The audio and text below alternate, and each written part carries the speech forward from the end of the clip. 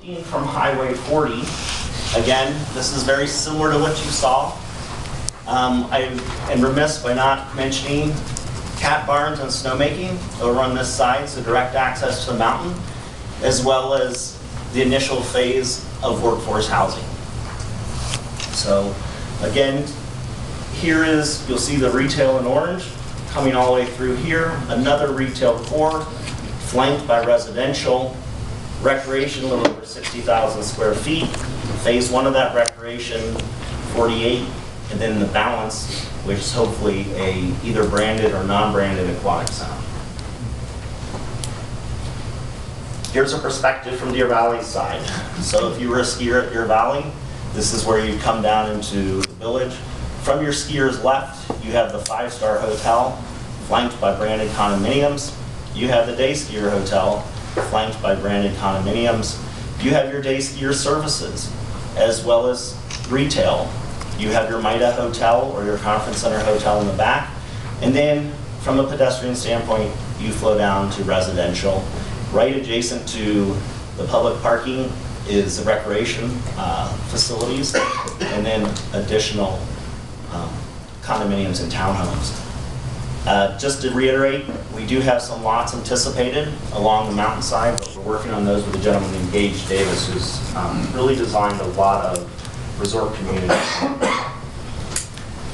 How does it all come together? The ski beach is essential. As we mentioned, it is the energy during the day and really keeps the guest, allows them to participate with their family, allows them to experience the mountain, and to really see and be a part of that, whether it's during the summer with mountain biking and hiking, or alpine skiing during the winter.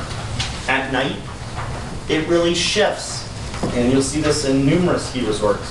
The focus shifts into the village core, and the village core is booked in by residential development. It gives the nice feeling of being enclosed and calculated and enjoying the festive.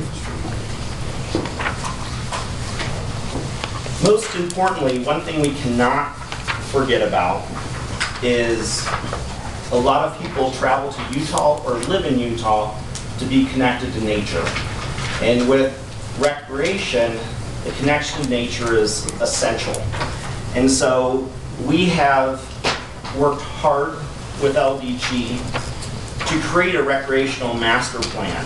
And on top of this master plan will be the trail system as well.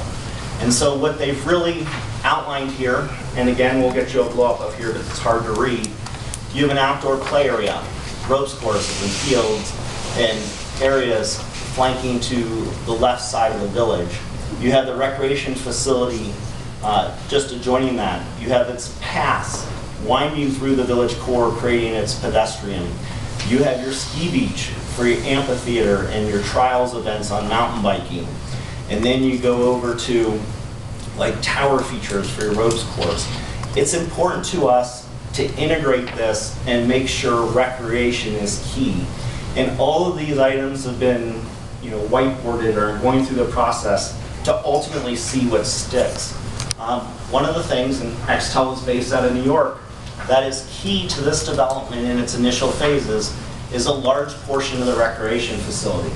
And when we talk about that, we are anticipating, I should go to the next slide, and I'll go back to that one. Tennis courts, climbing walls, fitness facilities, bowling alleys, really being a hub to keep the guest on site. Additionally, Eric and his team, Craig, have really worked hard to create outdoor spaces and really integrate that into the mountainside and go from there. Aquatic Center is really thought to be the second phase of the recreation facility. And we were talking with council, we've had several workshops with Wasatch County Council. We're not trying to compete with the local aquatic centers here. What we're trying to do is create a facility and venue on site that will keep our guests and keep the traffic down. As I mentioned, we do have some lots planned for up the hill, and this is in anticipation of some of the homes that we would imagine on these estate lots.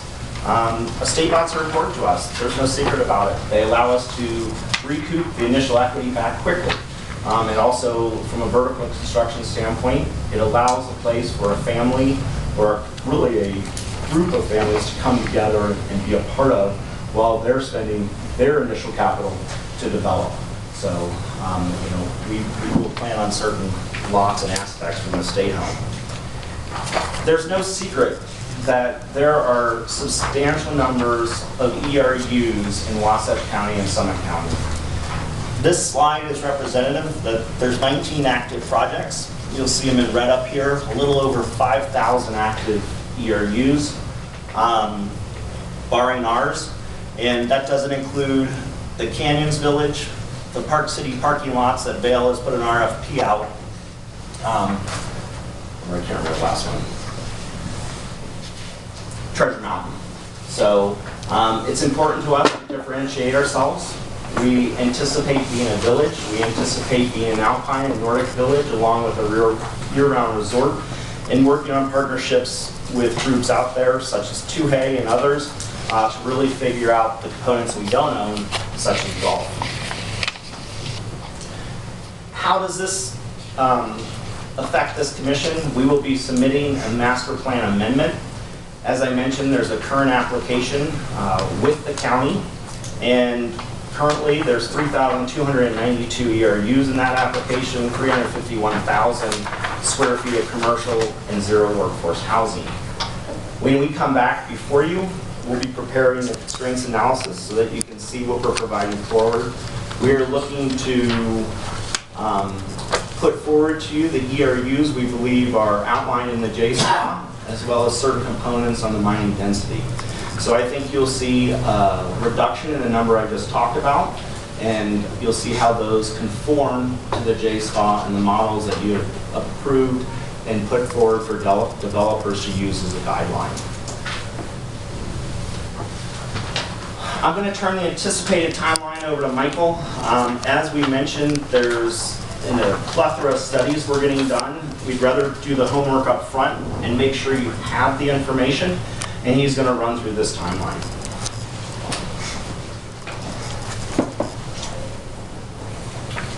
Right now, the project team is in the process of doing community outreach. This is one of those community outreach meetings. As Kurt mentioned, the Extell team has met with the county council to make them aware of this project. And now we want to meet with your commission to make you aware, as well as the public. This is one of the first opportunities we've had to reach out to the public and share this information and let people know what the Extell team is preparing to submit. Right now we're preparing the studies for the constraints analysis. We anticipate that by the end of March, early April, those will be completed. We'll be taking the month of April to prepare the master plan application, the amendment application that will be coming in.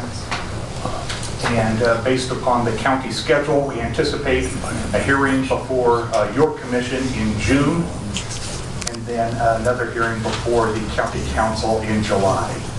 As you know, schedules often get pushed back, and right now this is our best case estimate as to what that timeline will be.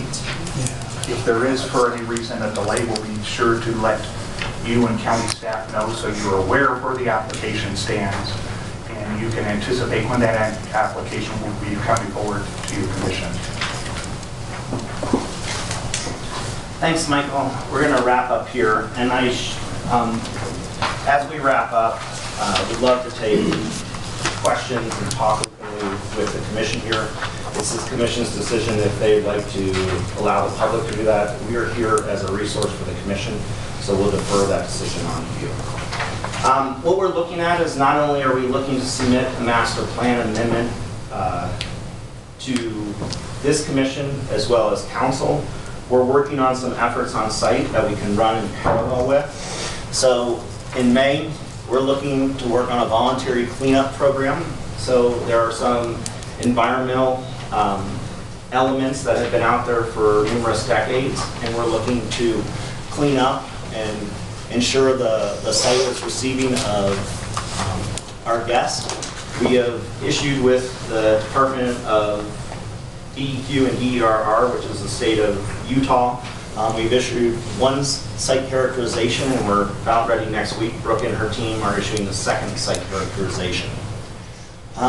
In May, you're going to see a bunch of crosses on the mountain as well as on the roads. We'll be doing an aerial flight to get 2-foot contours and ensure that we know the planning as we go forward. Right now, the maps and different resources we have are at fast 10 foot. So you'll see that happen when the snow melts. In June, we look to enact the MIDA transfer. Again, this is a pretty aggressive schedule. We'll do our best to accommodate MIDA in the county as well as the other landowners around here. It's really the trigger that allows the Wasatch County, one of the councilmen, to sit on their board and allow tax increment to flow, which we know most importantly right now is the Jordan Parkway. So we'll be working closely on that. We hope to come back to you if Mike was able to hit his timelines, which I'm confident he will. We look forward to coming back to this JSPA commission to ultimately have a hearing and to give you the information to decide. In June, as the land dries out, Travis here is going to be doing numerous defensible space efforts and fire breaks. One of the values of our land in the area of development is its natural beauty. While there's been grazing on the land, it needs to be cleaned up. We are looking to take that initiative this summer. We're looking to cut certain fire breaks, but to make sure we don't scar the land, we're also looking at the ski plan to make sure we cut within those ski runs so it can ultimately use as multi-purpose. Lastly, we're working on the ski trails and improvements. Remittance, we met with Deer Valley and a couple of consultants such as the SE Group yesterday to really push forward on a ski plan and see if we can figure out what's best for both parties. So we're in the initial stages of that. And then in July, if timing again is everything, we'd like to go before the council hearing, as well as we'd like to submit phase one civil improvements, which we can also run parallel and at risk with a master plan amendment. So it's an aggressive schedule, but we feel comfortable that we're in a position to have the team in place with the consultants to really move this forward.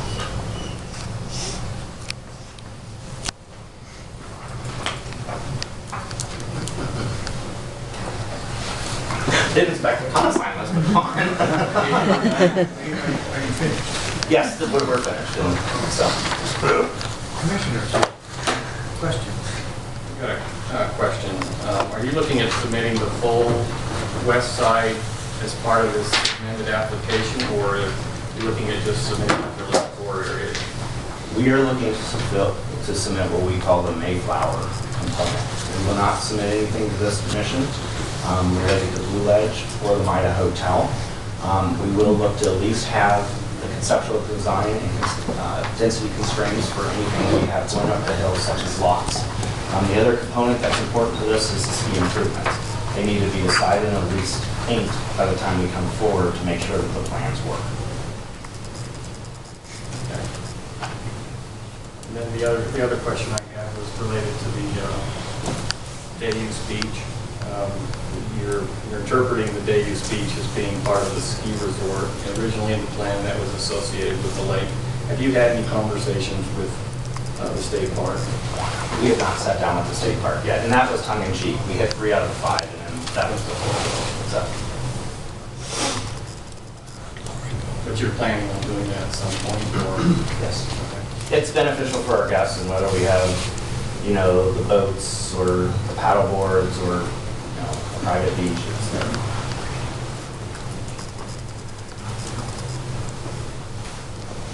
I love the presentation. I think you've done a great job. Seems like you've got a lot of studies and other work to do, but barring time, I'm confident you'll figure all that out.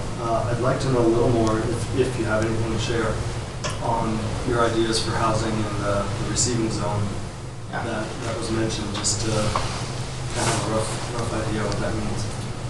We do, and I don't have an overall map, Steve, but let me see if... Or even just in concept. So this map will help. So I can't remember what Michael Van talked about employee, affordable, and workforce housing. And across the nation, there's a variety of different terms, there's a variety of different technical components that each county and each jurisdiction requires a little bit differently. But what our anticipation is to start off with 8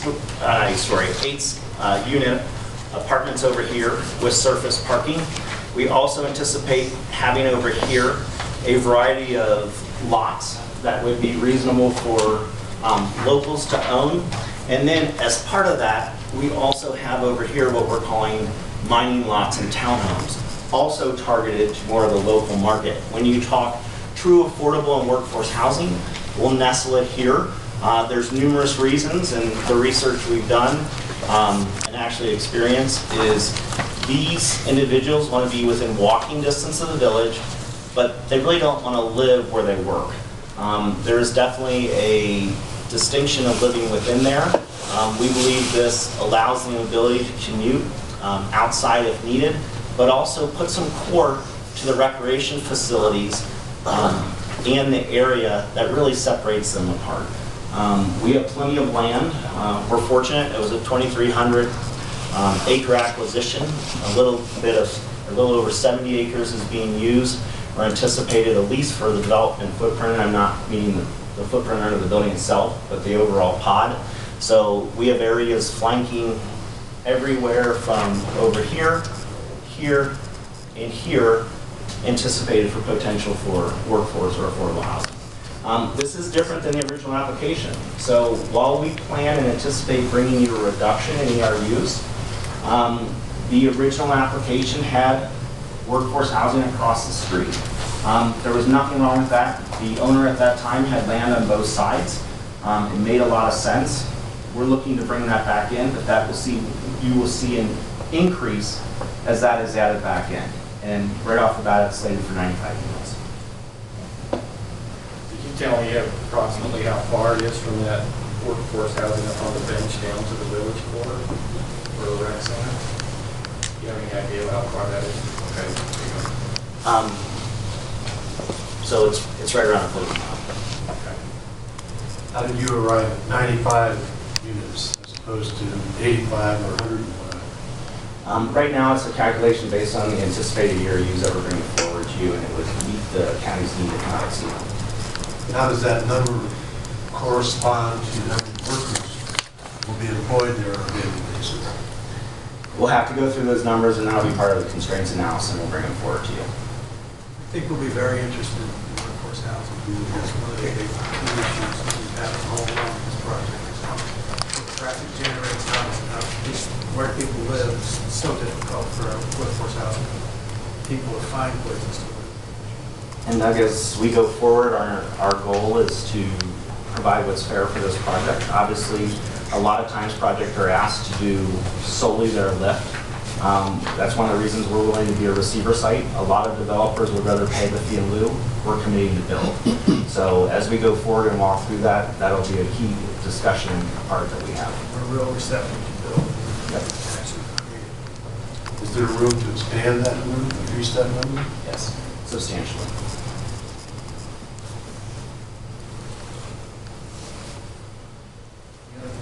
Comments? Just on the voluntary cleanup, can you explain that a little further as well between either DEQ or CPA and where those areas may be? Sure. So everybody's aware that there's 3 mines that were on this Mayflower land as active as late as 1968. So there's remnants of mining. The wind blows some of these after effects off of the area that it was mined. So there's certain contaminants and other elements that we ultimately will ensure comes up. So right here is the portal for the Mayflower. It had a rail system that took the ore out. What our initial component is we're working with the RR and the DEQ, and Brooke, don't hesitate to chime in, but we are going to cap and provide day skier parking as part of the mitigation plan to ensure that there's no toxicity coming through this area. We have certain components of cleanup here by the mine entrance, as well as we look to protect and preserve and cap the road of where the railroad went. The railroad not so much is from mining, but petroleum based on how they exited with their cars. And, you know, it's again, a voluntary cleanup, and we believe that what we're doing with the state not only meets their requirements, but exceeds their requirements. Can I just add to that? The state DEQ is thrilled about this. It's something that they've done over and above what they'd hoped for. And I meet with the Provo River Water Users Board. I'm on the board, and they're ecstatic about this. So the Provo River Water users are all the downstream culinary water users that are thrilled to see this happening as well. Can I be ignorant for a second? What's the difference between something that may be required by EPA or DEQ and something that they consider voluntary? I might have to turn to Brooke for that.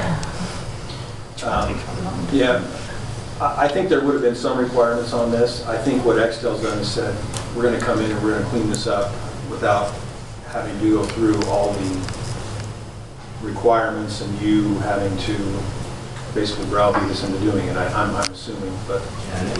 So Steve, to start a little bit back, the history is, again, Extell is looking at a major development with, you know, numerous human interaction there. Our goal is to clean it up and really put a ribbon around it. You need to know that the state is the governance here. While we keep the county informed, the decisions won't come back to this committee or to the council. So we really defer to the experts in the state level. Brooke is one of the excellent technical efforts here in Extell, has been leading the charge with Par Brown. There's a lady named Megan there, and then Stantec is really the consultant of record, John with Stantec. Thanks, Kurt. So the only voluntary part about the cleanup is entering into the program. The cleanup portion, if you discover contaminants, pollutants, is not really voluntary, because once they're identified, you do need to do something about them and figure out with the state or others how to move forward. And in some cases, if you're not developing in that area, there actually are very minor remediation or fixes to that particular part of the property. And as we have so much property, there are areas where there are mine natives that's been there for over 100 years that very little, if anything, will need to be done to, but we do need to just identify them. So the EPA question, when we first entered into the voluntary cleanup program with the state, we also contacted the EPA and wanted to understand if we had to go through any, or if it would be beneficial if we included them in any cleanup work that we did. And of course they said yes and no. And so what they did is actually reviewed our voluntary cleanup program application and accepted that as the lead agency in reviewing our plans. And so the EPA will, if the state ends up accepting our remediation plan, which we can't finalize exactly what we're going to do and where we're going to do it until we're done studying, which it's going to take a few more years. Then the state will accept a plan, and then once that is completely implemented, it will be signed off by the state and the EPA. And I'm happy at any time to bore you with more details of environment. So. Well, thank you. And Steve, it's not specific to this land. As you know, across the street, the tailings were capped over there, just above the JSSD parcel, which you all are entertaining. There's a mine there on your land. Reedus has numerous components as well. So I think it's really just taking the steps forward to, as we develop, to ensure the county and our development are, sufficiently taken care of and really put forward to the best of the ability compared to what the historical activity was. Question about day scooter parking. Remember when we approved the other side of the highway, there was a large day scooter parking. Is this going to move parking from one side to the other? Is it just going to augment it? Or you mentioned day skier parking. So we have two areas that we're including as day skier parking. We're including a little over 350 spaces here with the cabriolet taking you direct to the village and out onto the ski beach, as well as there's a little over 425 spaces for the conference hotel, of which we anticipate over 100 of them will be there for the day skier parking. That likely will be paid parking compared to different areas over here. But we are anticipating this being a substantial portal, not just for the guests that's in the lodging itself, but also for users or day skiers that would like to participate and come out of this portal. The stuff on the other side that we looked at as part of the marina, that had parking in it, this is not supplanting that, or it is this parking? The marina side showed parking initially, but with the capping of those tailings piles, we would have to go back and get state approval to do anything on those tailings piles. Including parking. And it's not land that we own or anticipate owning. Doug, can you just remind us, is that parcel, the tailings that are capped, is that part of the marina, or is that separated from? That's part of the marina. It is still part of it. Yeah. I think that's the one where we had a substantial discussion about what they're doing with that. If you'd like to acquire it, John, the owner, that probably write up a purchase agreement for you today. Make a deal. We do want to understand big parking, we want to understand traffic patterns, we want to understand how all this. And the tracking plan will be a large part of it, as well as really how the day skiers flow.